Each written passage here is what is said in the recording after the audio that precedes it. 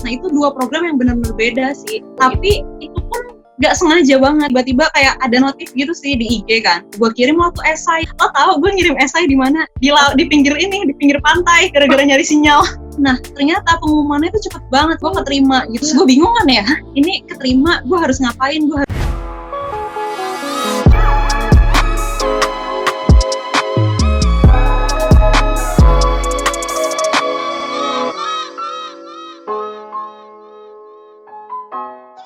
Jadi kan Kim, selama masa pandemik ini kayak beasiswa, program-program student exchange, terus kayak program luar negeri lainnya tertunda kan. Menurut Kim nih, sebagai orang yang aktif juga untuk ikut program-program yang kayak luar negeri gini. Kalau gue cuma mau bilang, gue gak mau bohong ya, gue logik juga. Awal mulanya gue sedih banget sih, karena ya gimana gitu ya, ada cobaan gitu. Ada pandemi, terus kita nggak bisa pergi-pergi, nggak bisa keluar negeri. Gue juga harusnya bulan Mei kemarin tuh ke Korea lagi, Ji. Tapi nggak jadi. Tiap tahun kan ke Korea, 2018, 19, 20. Iya kan itu kayak mudik ya rasanya tiap tahun. Nah cuman nggak jadi kan, ya gimana lagi lah udah keadaannya. Nah tapi sebenarnya gini sih, kalau gue balik lagi ke niat tujuan awalnya. Tujuan lo keluar negeri itu mau ngapain? Itu pertama. Yang kedua, bisa nggak diganti dengan acara lain yang misalnya sama kerennya? Karena beberapa leader summit, ini udah pada ngadainnya online. Bahkan MUN ya, buat teman-teman yang seneng MUN, kemarin tuh gue lihat ya notifikasinya mereka ngadain secara online MUN-nya. Terus ada, ya banyak lah kuliah-kuliah yang bahkan kuliah di luar negeri itu bisa daftarnya dari sini, dan kita kuliahnya tetap di sini, ngambil kayak semacam short course gitu ya. Jadi lebih ke arah niat lo mau ngapain ke sana. Kalau emang masih bisa di-switch dengan cara yang lain, di-switch aja. Tapi kalau pun nggak bisa, percayalah bakal ada kesempatan lain yang lebih bagus ya. Karena ini kan sesuatu hal di luar kuasa kita nggak bisa kemana-mana.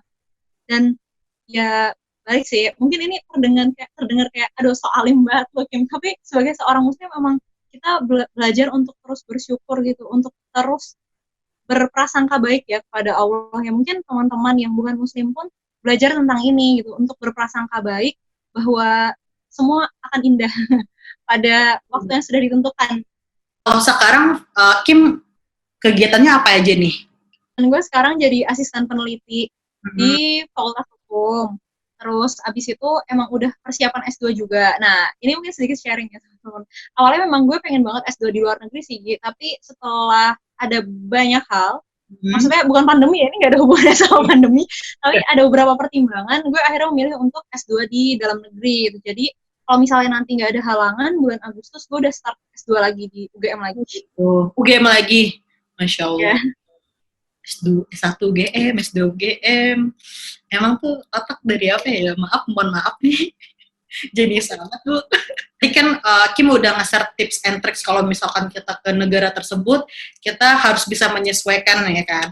Kayak apa yang boleh disebut atau apa yang nggak boleh disebut. Nah sekarang tips and tricks nih buat sobat millennials yang pengen ikutan acara luar negeri atau program internasional lainnya, apa sih harus mereka persiapkan? Yang harus dipersiapkan pertama kali, lurusin niatnya. Lo ngapain nih ngambil program itu? Karena ketika lo nggak ngerti alasan apa lo ngambil program itu bakal jadi sesuatu hal yang pertama kemungkinan lo dapat pasti kecil. Karena entah menyusun motivation letternya, esainya, interviewnya, pasti lo akan gagal di tahap-tahap itu kan. Kalau lo nggak tahu apa tujuan lo ngambil program itu. Yang kedua, selain itu juga persiapin di bahasanya. Sebenarnya program luar negeri itu nggak harus yang lo IELTS 7,5 atau 7,0 itu, nggak harus. Tapi paling nggak lo bisa berbahasa Inggris dengan aktif lah. Ngomong tuh masih nyambung gitu. Terus kalau disuruh presentasi ke depan bahasa Inggris tuh udah bisa. Menurut gue itu udah lebih dari cukup sih. Dan bisa menulis dengan cara akademis yang baik. Nggak harus baik banget, tapi setidaknya sudah memenuhi lah, kayak semacam guidance yang memang harus kita penuhi di dalam esai misalnya gitu. Nah yang ketiga, kalau memang lo tipe anak yang pengen ngirit, perhatiin lagi nih itu self-funded atau fully funded. Karena banyak banget teman-teman yang udah daftar, tahu-tahu pas ngeliat self-funded tuh kaget, lu gimana waktu pas daftar emang gak lihat, biasanya gitu kan.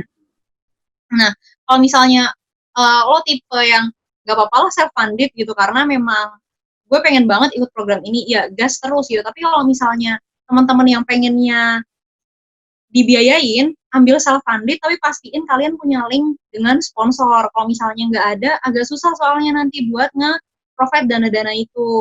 Terus, kalau misalnya nyari yang fully funded, mungkin perjuangannya lebih gede ya, karena pasti saingannya lebih banyak. Kayak gue yang kemarin 2019 itu kan fully funded ya, jadinya banyak banget ya tahapannya, dibandingin yang gue 2018, cuman satu kali gue ngirim esai, terus gue langsung dapet loanya. Kalau ini enggak, sampai berkali-kali, ada interview, ada ini, ada itu gitu. Terus yang terakhir, kalau udah dapet LOA, balik ingat lagi dulu niatnya mau ngapain waktu mau keluar negeri, karena itu bakal ngaruh selama lo di sana lo bakal serius atau enggak. FYI ya teman-teman, jangan pernah pikirin ketika orang-orang dipilih jadi delegasi itu bakal serius menjalanin acaranya. Enggak, gue banyak banget nemuin anak-anak yang mereka udah kepilih jadi delegasi, tapi pas hari acara bahkan mereka nggak ikut acaranya. Mereka cuma pengen keluar negerinya doang. Itu kan gimana ya, gue ngerasanya kesempatan ini nggak semua orang dapat gitu, tapi kenapa lo main-mainin kesempatan itu gitu.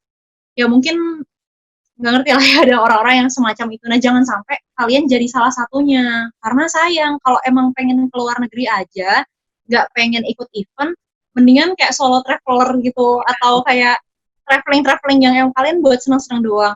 Dan jangan pernah mikir ketika kalian pergi keluar negeri buat event itu sama dengan liburan. Enggak. Gue pengalaman banget yang 2019 kemarin ya, buru-buru liburan ya, gue megang HP aja tuh kayak nggak sempet rasanya, kayak udah mikirin project segala macam selama 6 hari 5 malamnya tuh benar-benar terkuras tenaganya buat itu, buat project. Dan emang dari camp, ikut acara, balik ke camp lagi, terus kayak gitu terus gitu hidupnya. Paling ke kafe nugas, pokoknya kayak anak-anak kuliah pada umumnya. Nah, begitu udah selesai camp, gue jalan sendirian, baru tuh bisa jalan-jalan. Tapi banyak anak-anak yang mikir, oh kalau gue keluar negeri, gue pasti jalan-jalan. Enggak, jangan pernah mikir kayak gitu. Dan beberapa anak juga suka, kadang mungkin karena hype-nya terlalu, vibes-nya terlalu tinggi, terus terlalu seneng, mereka jadi keseringan misalnya foto-foto lah, main HP, padahal banyak hal yang harusnya mereka explore lebih dari itu.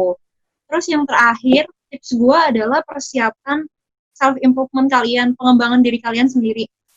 Sesimpel kayak gini nih, lo udah masuk event luar negeri, tapi pas di sana, lo tuh ngumpulnya sama anak-anak Indonesia terus. Kayak gak mau sama anak-anak yang dari negara lain gitu. Gak mau kenalan, gak mau membuka diri buat temenan sama mereka.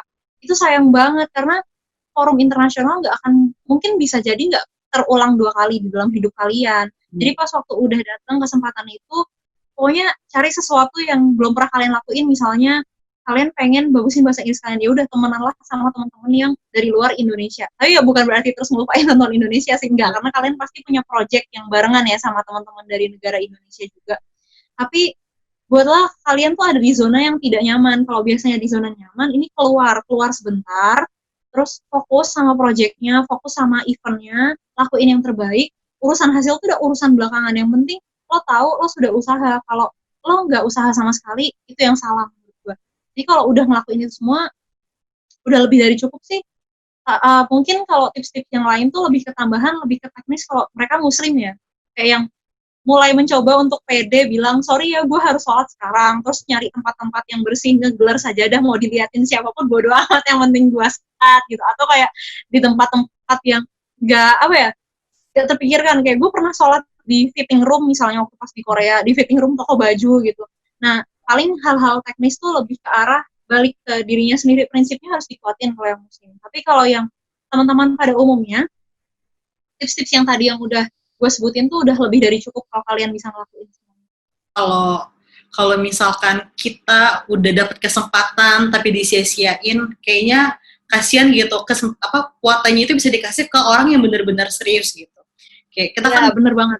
Ada orang yang perjuangannya untuk mau ikutan program itu kayak apa ya kan. Kita harus explore, kita harus keluar dari zona nyaman dan memberanikan diri untuk coba seenggaknya berkomunikasi dengan para partisipan dari negara lain. Nah, untuk Vina Kimberly nih, siapa sih sosok role model di kehidupannya Kim? Role model nih, berat. Siapa ya? Jadi, gue dulu, maksudnya kayak dulu banget, waktu pas kecil tuh memang agak kurang paham sih sebenarnya role model tuh harusnya yang gue cari yang gimana sih. Tapi sekarang gue mungkin karena udah lebih dewasa, udah bisa lebih menentukan, gue memilih orang-orang yang dia memang udah terjamin dunianya, tapi kehidupan setelah dunianya tuh juga terjamin gitu, Gi.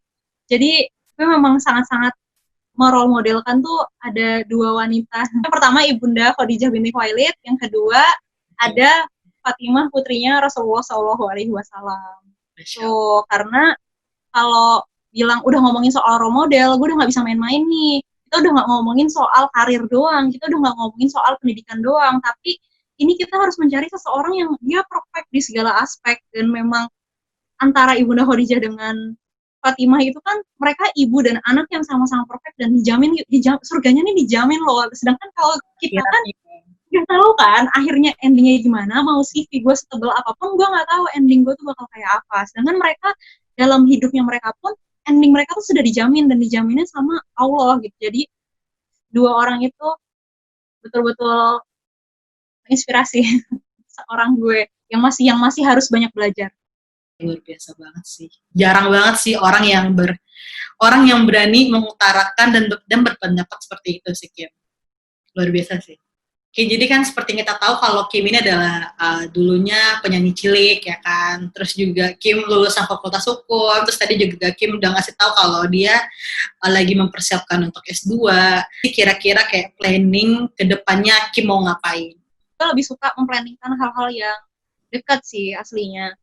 Untuk sekarang memang gue fokus mau ngajar S2 dulu, itu jelas. Karena gimana ya, gue emang seneng banget belajar, gue seneng sekolah. Itu sesuatu hal yang gue seneng banget. Tapi mungkin gue bisanya cuma menjawab secara general ya. Gue ingin memberikan kebermanfaatan yang lebih banyak kepada orang lain. Itu sih. Entah jalurnya melewati manapun, yang penting gue memberikan kebermanfaatan yang banyak buat orang lain. Fresh graduate yang 2020 ini mungkin ngerasa kayak terintimidasi atau apa gitu. Drop banget nih mereka nih. Mungkin Kim bisa kasih kata-kata penyemangat nih menghadapi kondisi saat ini. Kalau kata-kata penyemangat dari gue cuma bisa bilang, percayalah kekhawatiran dan ketakutan akan masa depan itu akan selalu menghantui lo, entah lo fresh graduate atau lo udah bukan fresh graduate. Tapi yang harus lo semua ingat adalah rezeki semua orang tuh udah dijamin. Dan semua udah punya porsinya masing-masing. Apapun yang terjadi sekarang, nikmatin dulu, justru jadiin ini, semacam sarana untuk berdamai dengan diri lo sendiri, berdamai dengan lingkungan sekitar dulu. Kalau kalian udah berhasil berdamai dengan diri sendiri, udah berhasil berdamai dengan lingkungan sekitar, udah nyaman, baru kalian nanti mulai ulang lagi nih, ditata ulang fokusnya, aku mau ngapain ya, aku mau nyelesain skripsinya kapan ya, kayak gitu. Pelan-pelan aja, nggak usah terlalu mikirin orang lain yang udah selesai atau yang belum selesai. Atau misal nih yang udah lulus sekarang bingung karena kerjaan nggak ada yang buka ya, lowongan karena lagi pandemi gitu. Nggak usah takut, justru ini malah sekarang kalian punya banyak waktu untuk bisa eksplor diri kalian bisa belajar lebih banyak lagi. Buat yang skripsian, kalian mungkin bisa menciptakan suasana kondusif dulu, pelan-pelan, ditata lagi, karena gue tahu ini nggak gampang buat semuanya. Entah buat kalian yang masih fresh graduate, entah kalian yang masih skripsi, bahkan sekalipun orang tua kita, atau kayak teman-teman kita, ini semua memang keadaan yang nggak mudah, kita semua lagi diuji, dan seluruh dunia, nggak cuma Indonesia doang. Jadi pelan-pelan aja, yakin aja semua pasti ada hikmahnya, yakin aja semua pun pasti akan berlalu gitu, karena hari ya juga ganti kan. Pun misal nanti ada sesuatu yang harus kalian ganti, misal nih ada yang bilang gue harus wisuda bulan Mei, tahu-tahu wisudanya bulan Agustus, gak apa-apa. Kalau gue pernah baca di salah satu buku, percayalah di usia 30 tahun nanti kalian tuh bakal tahu, oh ternyata semua tuh ada hikmahnya ya gitu, semua tuh ada sesuatu hal baik di baliknya. Tapi balik lagi ke kita nyusunnya udah sesuai kaidah-kaidah yang baik atau belum? Kita udah sesuai dengan dasar-dasar yang baik atau belum? Kalau semuanya udah, gue yakin sih semuanya pasti bisa melalui ini semua. Jadi tetap semangat teman-teman. Intinya sih pelan-pelan pasti kondisi yang saat ini akan membaik dan pasti suatu hari nanti kita bisa melihat cahaya yang besar lagi, peluang yang besar lagi yang bisa kita jadikan menjadi sarana pengalaman dan lain-lainnya. Tapi ingat ya, soalnya saat ini walaupun pandemik banyak banget hal-hal positif yang bisa kita cari di online, webinar dan segala macam itu tinggal di diri kitanya aja, kayak kita mau nyari atau enggak gitu kan, kita mau produktif atau enggak. Dan jujur Kim ini adalah salah satu temen gue yang sangat amat produktif, Masya Allah produktif banget. Yang terakhir nih, last but not least, I wanna ask Kim tentang kata-kata motivasi atau quotes untuk kita semua dari Kim. Oke. gue cuman mau bilang ke orang-orang, lo boleh terinspirasi sama orang lain, lo boleh menempatkan seseorang tuh menjadi kayak yang, oh gila dia keren banget ya gitu, bisa nggak ya gue kayak gitu. Boleh, tapi percayalah setiap orang tuh punya kelebihan kekurangannya masing-masing, dan jangan pernah lo berekspektasi untuk diri lo sendiri, dan jangan juga berekspektasi buat orang lain, karena mustahil lo bisa memenuhi ekspektasi semua orang, entah buat diri lo sendiri atau orang lain yang lo ekspektasikan lah, intinya gitu. Jadi tetap lakuin yang terbaik buat diri kalian, lakuin apa yang kalian suka, tapi kalian harus punya nilai dasar apa yang harus kalian penuhi sebelum melakukan hal yang kalian sukai itu. Terus, yang terakhir, kasih usaha yang terbaik, kasih usaha yang maksimal. Urusan hasil nggak usah dipikirin, itu udah urusannya Allah, bukan urusan kalian lagi. Jadi tugasnya cuman usaha dan berdoa. Gitu aja sih, tetap semangat ya teman-teman semua dan jaga kesehatan. Kata-kata motivasinya kayaknya benar-benar tulus dari hati. Oke Sobat Millennials, itulah Giring Egi Sharing with Vina Kimberly. Semoga bermanfaat dan semoga kita berdua bisa memberikan positive vibes kepada viewers. Ini kita buat untuk memotivasi dan menginspirasi teman-teman semua. Dan support YouTube channel aku ya dengan like, Komen, subscribe, and share. Itulah Giring kali ini. Semoga teman-teman suka dengan konten baru aku. Semoga aku semakin semangat untuk bikin kontennya. Thank you banget untuk Vina Kimberly yang sudah meluangkan waktunya untuk pertama di Giring Egi Sharing with Vina Kimberly. Yay! See you when I see you. share positive vibes. Share positive vibes. Sarangnya yo. Sarangnya, cingguya. Aduh, sarangnya. Ya. Annyeong.